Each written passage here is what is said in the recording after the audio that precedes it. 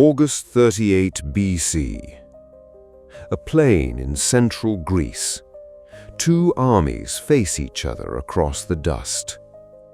On one side, the combined power of Athens and Thebes, the cities that gave the world democracy and the most feared infantry on earth. On the other, the Macedonians, a kingdom most Greeks still considered half barbarian. By sunset, the Greek world will be over, and the man who ends it is 18 years old. His name is Alexander.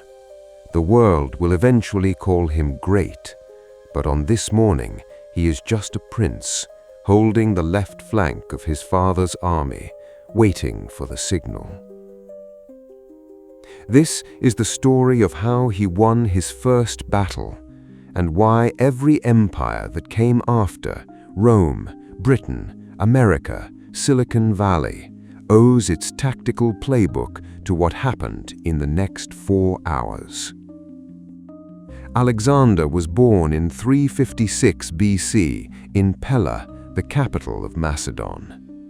His father was Philip II, a one-eyed warrior king who had spent 20 years turning a backwater kingdom into the most lethal military machine in the Mediterranean. His mother was Olympias of Epirus, a priestess, a mystic, a woman who told her son from infancy that he was descended from Achilles and Heracles and that ordinary rules did not apply to him. By the time Alexander was 13, Philip had hired the most famous philosopher in the world to tutor him, Aristotle. For 3 years, in the gardens of Mieza, Aristotle taught the prince Homer philosophy, medicine, and the systematic categorization of the known world. Alexander absorbed all of it, but he was not built to be a philosopher. He was built to use what philosophy taught him. At 16, while Philip was away besieging Byzantium, Alexander was left as regent of Macedon. A tribe on the northern frontier rebelled. The teenage regent gathered an army, marched, defeated them, and founded a city on their territory. He named it Alexandropolis. He was not waiting for his future. He was already in it. Meanwhile, in Athens, a different kind of man was building a different kind of power. Demosthenes, the greatest orator of the Greek world, a man who had spent a decade warning Athens that Philip of Macedon was an existential threat, that every treaty signed with him was a delay, not a peace, that the choice was not between war and peace, but between fighting Philip now or being ruled by him later. For years, Athens did not listen. Then, in 340 BC, Demosthenes finally got his war. The Athenian assembly voted to confront Macedon. Across the city, only one man stood opposed, Phocion, the old general who had fought in every Athenian war for 40 years. He knew what war with Philip would cost. He was overruled. Then Demosthenes did something remarkable. He convinced Thebes, Athens' ancient enemy, to join the alliance. The two cities had hated each other for generations.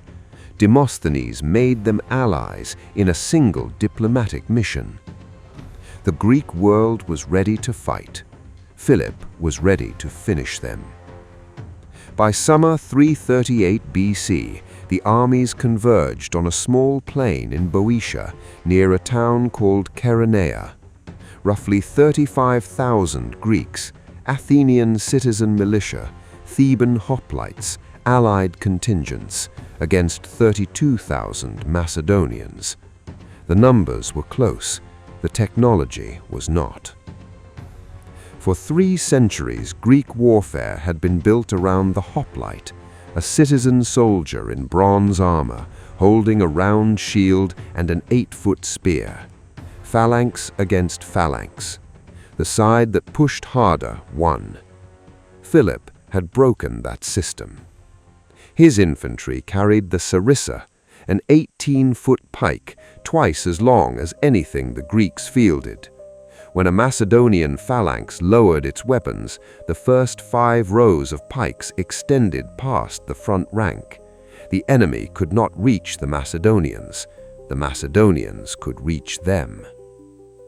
It was not a fair fight. It had never been designed to be. On the morning of the battle, Philip arrayed his army with calculated asymmetry. He took the right flank himself, facing the Athenian militia. The disciplined Macedonian phalanx held the center, and on the left flank, opposite the most dangerous unit on the field, the Theban Sacred Band, Philip placed his 18-year-old son. Alexander commanded the companion cavalry, 2,000 elite horsemen, the most expensive, best-trained mounted force in the Greek world. The Theban Sacred Band were 300 men, paired warriors who had sworn lifelong bonds to each other. They had never lost a battle in 40 years. Philip was betting his son's life on a single tactical idea, and he was betting on the boy to recognize it the moment it appeared. The battle began the way all Greek battles began. The lines advanced, dust rose, the phalanxes ground into each other. Then Philip did something Greek armies were not prepared for. He began to retreat, slowly, in good order. His right flank, the veteran Macedonians, gave ground against the Athenian militia, step by step, shield by shield. The Athenians thought they were winning. Demosthenes himself was somewhere in that line, the orator turned soldier, watching the Macedonians fall back, hearing his men cheer. Some of the Athenians broke ranks to pursue. Then most of the left flank was running forward, chasing what they believed was a collapsing enemy. And as they pursued, a gap opened in the center of the Greek line. The Theban Sacred Band, anchored on the right, held its position, disciplined, unmoving. But the line beside them was now stretching, thinning, breaking. On the far left of the Macedonian formation, Alexander saw it. He did not wait for orders. He did not consult an advisor. He raised his cavalry lance and gave the signal. 2,000 companion horsemen drove into the gap. What happened next took perhaps 20 minutes. The Macedonian cavalry punched through the Greek line, turned, and hit the Theban Sacred Band from behind. 300 elite hoplites, the most disciplined infantry in Greece, were now surrounded. Cavalry to their rear, Macedonian phalanx to their front. No retreat, no reinforcements. They did not break. Every one of the 300 fought where they stood. Their commander, Theagenes, fell among them. The paired warriors who had sworn never to abandon each other did not abandon each other in death.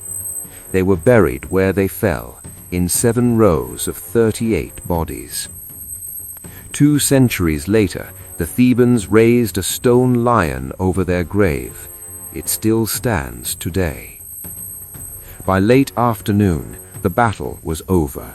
The Athenian pursuit had been crushed between Philip's right flank and his advancing center. Demosthenes threw aside his shield and fled the field. The Sacred Band was gone. Greek independence was gone with it. Philip walked the battlefield at sunset. Ancient sources say that when he came upon the bodies of the Sacred Band, lying in their paired ranks where they had fallen, he wept. Then he found his son. Alexander, 18 years old, dismounted, blood on his cuirass, sword still in his hand. The young man who had just executed the most sophisticated cavalry maneuver in Greek history. Philip clasped his shoulder. The dynasty had a future. What happened after Chaeronea is the part most history books skip. Philip did not destroy Athens. He could have. The road south was open, the city defenseless. Instead, he offered generous peace terms, and Athens accepted. He convened the Greek city-states at Corinth and formed the Hellenic League. They swore loyalty to Macedon. They agreed to invade Persia under Macedonian command. It was the political end of independent Greek civilization, not by destruction, by absorption. 2 years later, in 336 BC, Philip was assassinated at his daughter's wedding, stabbed by one of his own bodyguards. Alexander was 20. The young man who had won Chaeronea now wore the royal diadem.